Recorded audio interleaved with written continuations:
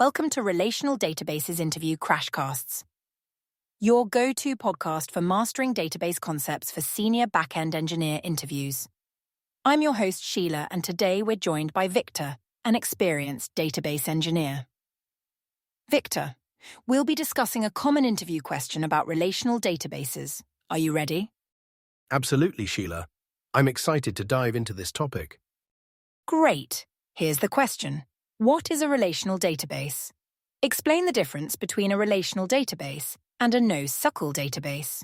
When would you choose one over the other? That's an excellent question, Sheila. Let's start with the basics. A relational database is a type of database that organizes data into tables with rows and columns. These tables can be related to each other through key fields, hence the term relational. Each table represents an entity, and the columns represent attributes of that entity. Could you give us an example to illustrate this concept? Certainly. Imagine we have a database for a bookstore. We might have a books table with columns like ISBN, title, and author, and a separate authors table with columns like author ID and name.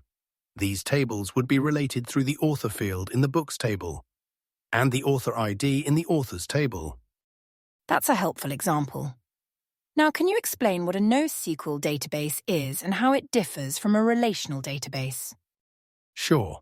NoSQL, which stands for Not Only SQL, is a category of databases that provides a mechanism for storage and retrieval of data that is modeled differently from the tabular relations used in relational databases. SQL, by the way, is the standard language for managing relational databases. NoSQL databases are designed to handle large volumes of unstructured or semi-structured data, and they often prioritize scalability and performance over the strict consistency that relational databases provide. Interesting. Could you elaborate on the main differences between these two types of databases? Certainly. The key differences lie in their data models, schema flexibility, scalability, and consistency guarantees. Relational databases use a structured schema with tables and relationships, while NoSQL databases can use various data models like key value, document, column family, or graph. Relational databases enforce a rigid schema, whereas NoSQL databases often allow for more flexible, schemaless designs. In terms of scalability, NoSQL databases are often designed to scale horizontally across multiple servers more easily than traditional relational databases. However, relational databases typically offer stronger consistency guarantees and support for complex transactions. That's a comprehensive comparison, Victor. Now let's dive a bit deeper. When would you choose a relational database over a NoSQL database? Great question. Relational databases are ideal for applications that require complex queries, transactions, and have a clear and consistent data structure.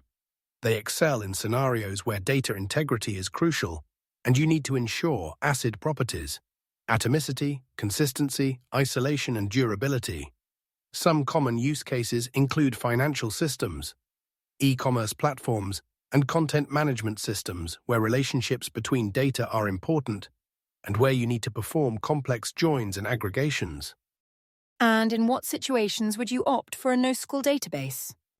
NoSQL databases are particularly well suited for applications that deal with large volumes of unstructured or semi-structured data, require high scalability, or have varying and evolving data schemas.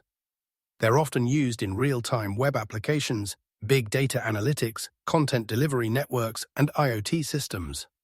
For instance, a social media platform handling millions of user posts or a recommendation engine processing user behavior data would benefit from the scalability and flexibility of NoSQL databases. You mentioned ACID properties earlier. Could you explain these in more detail and why they're important in relational databases? Certainly.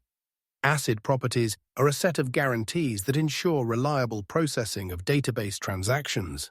Atomicity ensures that a transaction is treated as a single indivisible unit. It either completes entirely or not at all. Consistency maintains the database in a valid state before and after the transaction. Isolation ensures that concurrent execution of transactions results in a system state, ISE, that would be obtained if transactions were executed sequentially. Durability guarantees that once a transaction has been committed, it will remain so, even in the event of power loss or system failures.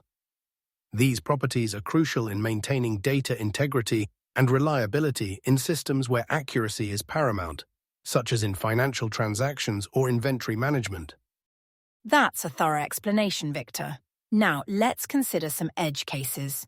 How would you approach a scenario where you need both the strong consistency of a relational database and the scalability of a NoSQL database?